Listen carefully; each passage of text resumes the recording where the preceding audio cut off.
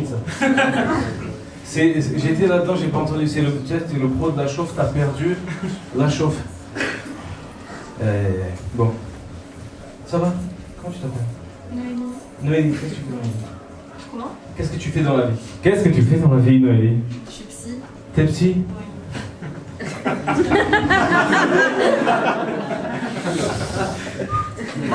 Ok, t'es psy. Attends, comment tu t'appelles? Angéline. Angéline. Et je suis psy aussi. Ok. Toi au milieu. Bon, allez, toi t'es la patiente. Les psys galèrent en ce moment, Max, ils se battent pour le papier. Comment tu t'appelles? Linda. Linda. Qu'est-ce que tu fais dans la vie? Je travaille dans le design et développement web. Ok. Toi, tu me regardes comme ça. Putain, ne me parle pas. Comment tu t'appelles? Bakary.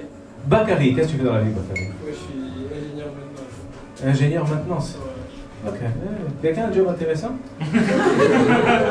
Toi, t'as l'air intéressant. Qu'est-ce que tu fais dans la vie? Je suis dans l'éducation nationale. Pourquoi tu le regardes avant de répondre? C'est le patriarcat, plus là, c'est un patriarcat de qualité. Chez moi, le patriarcat. Comment tu t'appelles? Aurélie. Aurélie. Chez moi, le patriarcat, c'est de la merde. Non, mais c'est vrai. T'arrives, c'est. Ma femme a ses règles.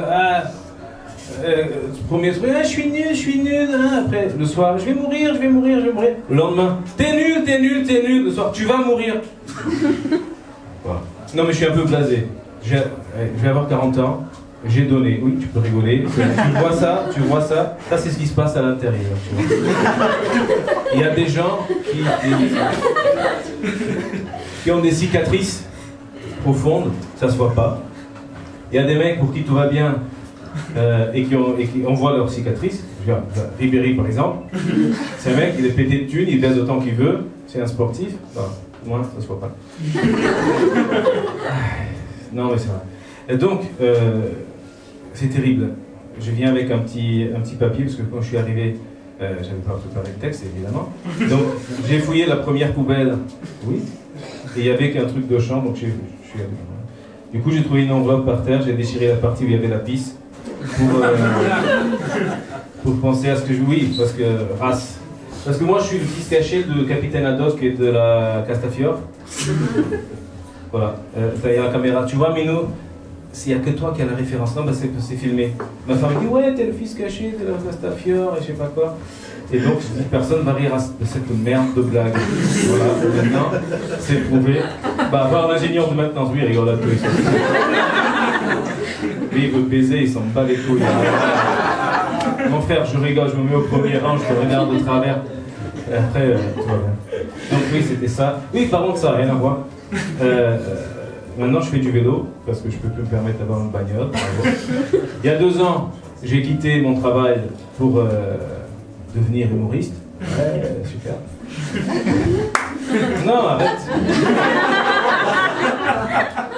C'est maintenant. Tu vois? Et Kevin, tu peux pas le lancer. Et maintenant, en plus t'es mignon et tout, et puis je suis un chou de la vie. Et maintenant, je vais devoir quitter ma carrière d'humoriste pour trouver un emploi. Tu vois? J'allais applaudir un truc.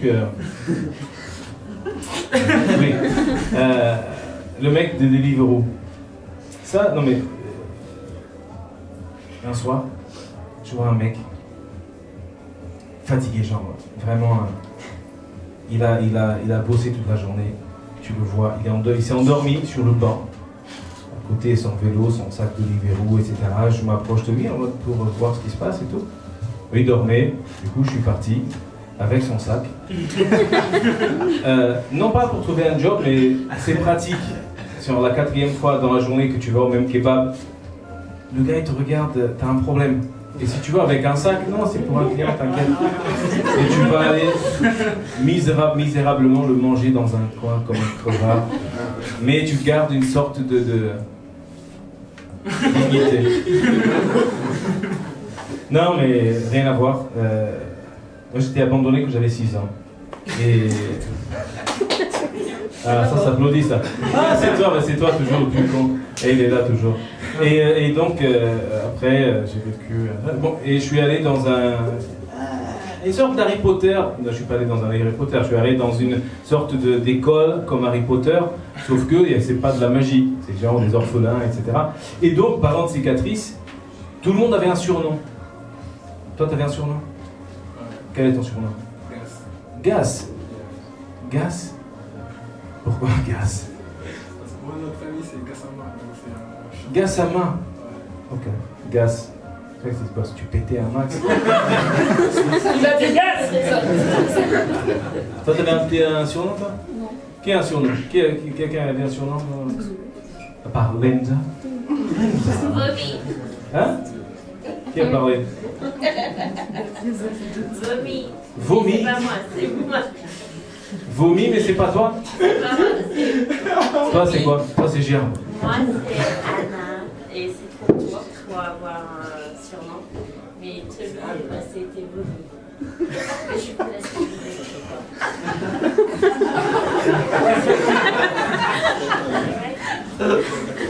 Est-ce que, par applaudissement, est-ce que quelqu'un a compris?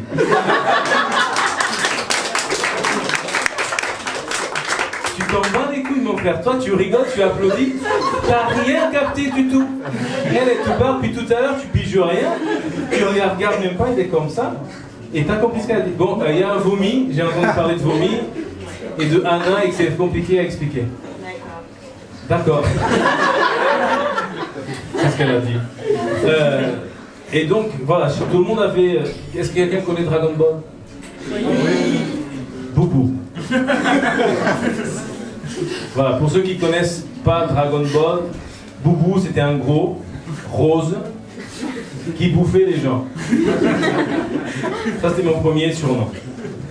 Mon deuxième surnom, ça va me surprendre, je bosse dans un restaurant italien, le mec il me regarde, ah, toi, je dirais que tu bouffes beaucoup de choc à pic.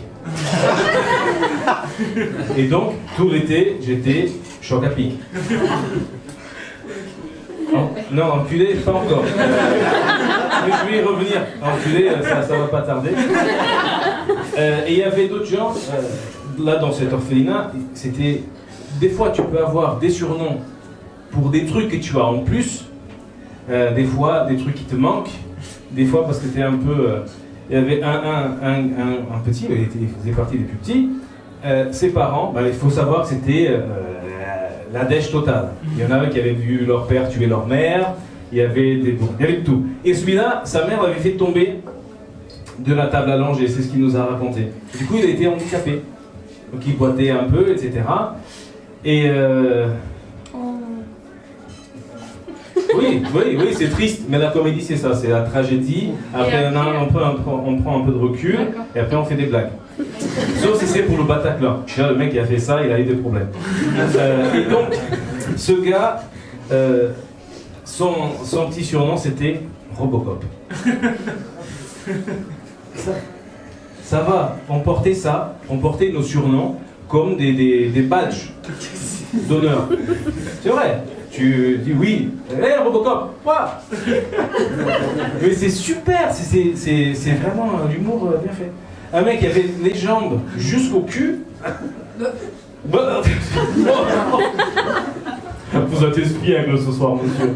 Les jambes jusqu'au cul, n'a jamais vu ça. Mais le mec était un tout petit peu penché vers l'avant, mais un tout petit peu. On l'appelait l'autruche. Qui se tenait la gorge toute la journée et pouvait réciter l'alphabet en rotant. C'est déjà passé. Qu'est-ce que tu fous? J'ai une minute. Merde. J'ai marqué 5 mots, j'ai pas eu. Je savais. Bon, avant de rien avoir, je vais faire une petite dédicace au prochain. Oui. Alors, écoutez bien, parce que ça, c'est un ouvrage de 1915. Et que j'ai narré, tout va bien. C'est le manuel d'éducation pour les petites filles en mesure d'éducation. Okay, c'est des conseils écrits en 1915. Au bal. Écoute-moi David, et David, c'est maintenant, écoute bien. Au bal. Règle sans exception. N'empoignez jamais la pine d'un danseur qui ne bande pas encore pour vous. Un rapide coup d'œil vers son pantalon vous détournera de gaffé. Si vous jouissez en valsant, dites-le tout bas, ne le criez pas. Si vous voyez une tache sur la robe d'une jeune fille, ne lui demandez pas si c'est du foutre. Tout danseur qui vous met sa pine dans la main entend garder à cette galanterie un caractère confidentiel. N'appelez pas tout le monde pour montrer ce que vous avez. Lorsqu'un monsieur, derrière un meuble, vous décharge dans la main, il vaut mieux vous sucer les doigts que de demander une serviette. Et finalement, pour m'en aller, une jeune fille bien élevée ne pisse pas dans le piano. Merci d'avoir écouté.